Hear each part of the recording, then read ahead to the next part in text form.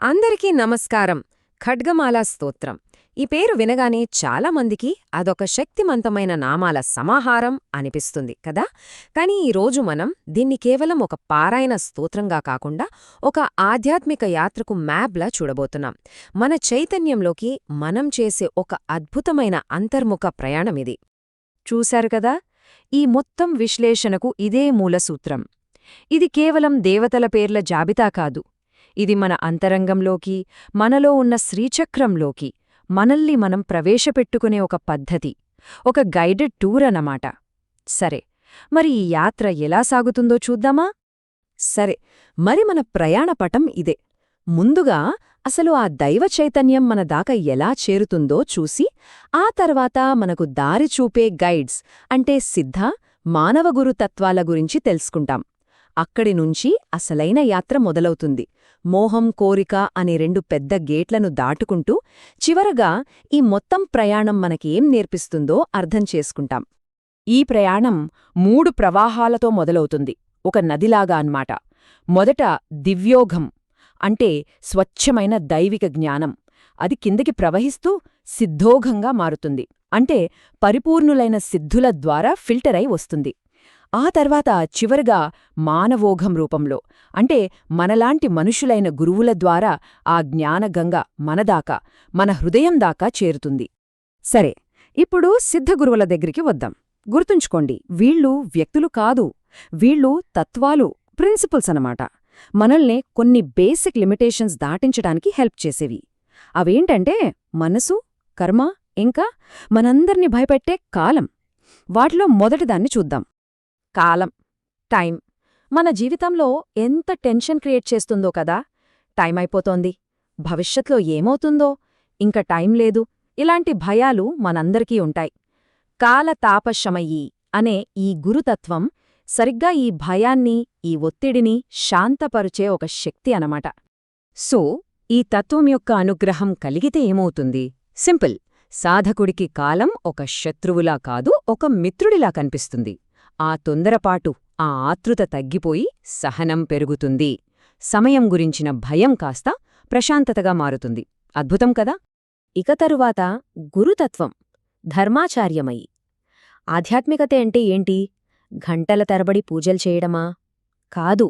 Spirituality అంటే మన ప్రవర్తన, మన నడవడిక. ఈ తత్వం మనకు అదే చెబుతుంది. నిజాయితీ, పవిత్రత ఇవన్నీ మన లైఫ్లో ఒక భాగం కావాలి అని. ముక్త కేశీశ్వరమయి. ఇది చాలా ఇంట్రెస్టింగ్ పవర్. మనల్ని మన లోపల ఉన్న జైళ్ల నుండి బయటికి లాగేస్తుంది. ఏంటా జైళ్ళు? అవే మన అహంకారం, మన భయాలు, మనం వదులుకోలేని కొన్ని అలవాట్లు. అన్నింటికన్నా ముఖ్యంగా నేనంటే ఈ శరీరం, నా జీవితమంతా దుఃఖం అని మనల్ని మనమే బంధించుకునే అజ్ఞానం. ఆ సంకెళ్లను గుర్తించి తెంచుకోవడానికి ఈ శక్తి హెల్ప్ చేస్తుంది. ఆధ్యాత్మికంగా మేల్కొనడమంటే చాలామందికి ఉన్నట్టుండి ఫ్లాష్ లైట్ వేసినట్టు పెద్ద వెలుగొస్తుందని అనుకుంటారు. కాని చాలాసార్లు అది అలా జరగదు. అది ఒక చిన్న మినుకుమినుకుమనే దీపంలా మొదలవుతుంది.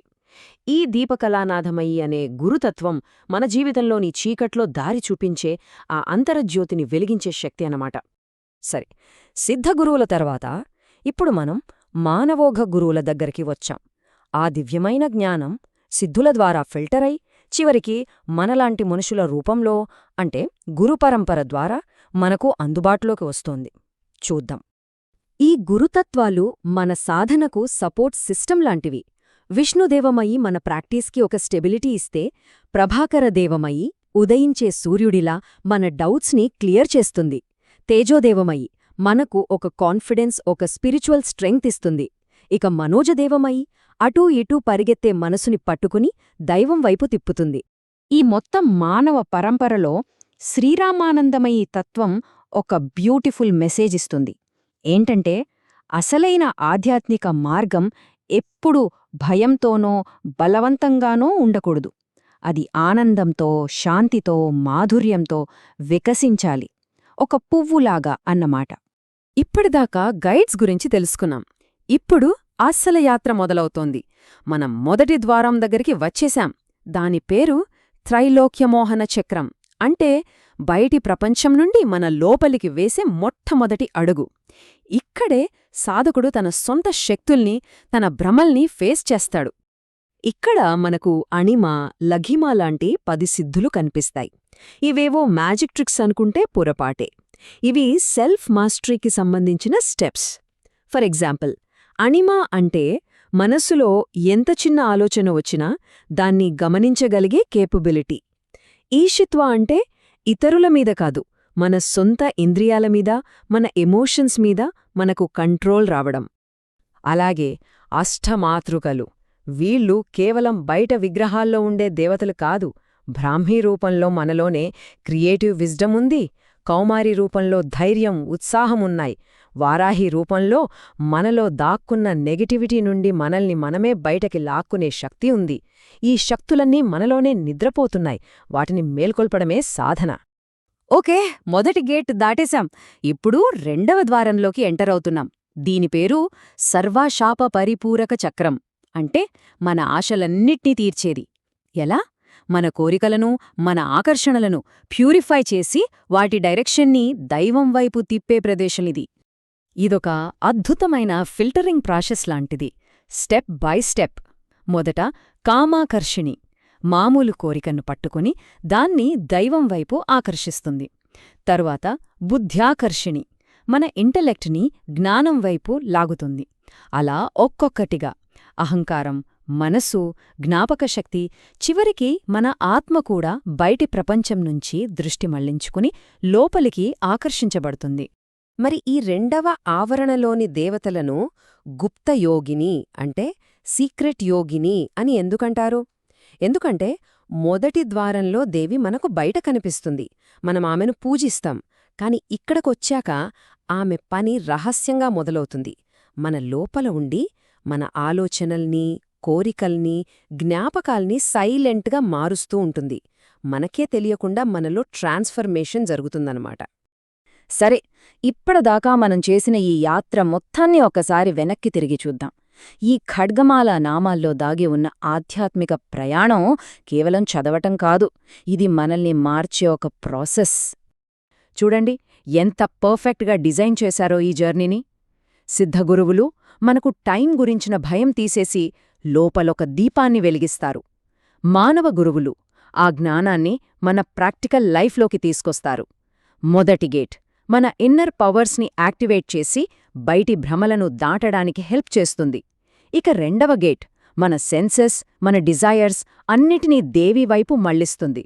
ఈ మొత్తం ప్రయాణానికి ఒక ముఖ్యమైన గోల్ ఇదే, ఆత్మాకర్షిణి. అంటే బయట ప్రపంచం మీద ఉన్న మన అటెన్షన్ని అంతా వెనక్కి లాక్కొచ్చి మన లోపలికి, మన ఆత్మవైపుకు మళ్లించే ఒక డివైన్ అట్రాక్షన్. ఇంకో చాలా ముఖ్యమైన విషయం, కామాకర్షిణి. చాలా ఆధ్యాత్మిక మార్గాలు కోరికలను చంపుకోమంటాయి. కాని ఈ స్తోత్రం యొక్క ఫిలాసఫీ అది కాదు. కోరికను నాశనం చెయ్యొద్దు, దానికున్న పవర్ని డైవర్ట్ చేయి, దైవం వైపు మళ్లించు అని చెబుతుంది. ఇది నిజంగా ఒక యునిక్ అండ్ పవర్ఫుల్ ఐడియా. కాబట్టి చివరిగా మనం గుర్తుంచుకోవాల్సిన విషయం ఏంటంటే, ఈ అంతరార్థాల్ని అర్థం చేసుకుని ఖడ్గమాలని పఠించినప్పుడు అది కేవలం కొన్ని పదాలు పలకడం కాదు, అది శ్రీచక్రంలోకి మనం చేసే ఒక లైవ్ కాన్షియస్ ఎంట్రీ అవుతుంది, ఒక జీవనయాత్ర మొదలవుతుంది. చివరగా ఒక్క ప్రశ్నతో ముగిద్దాం.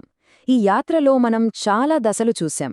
కాలభయాన్ని దాటడం, కోరికలను శుద్ధి చేయడం, లోపల దీపాన్ని వెలిగించడం. మరి ఈ అంతర్ముఖ యాత్రలో మన ప్రయాణం ప్రస్తుతం ఏ స్టేజ్లో ఉంది, ఎక్కడ మొదలవుతోంది? ఒక్కసారి ఆలోచించండి.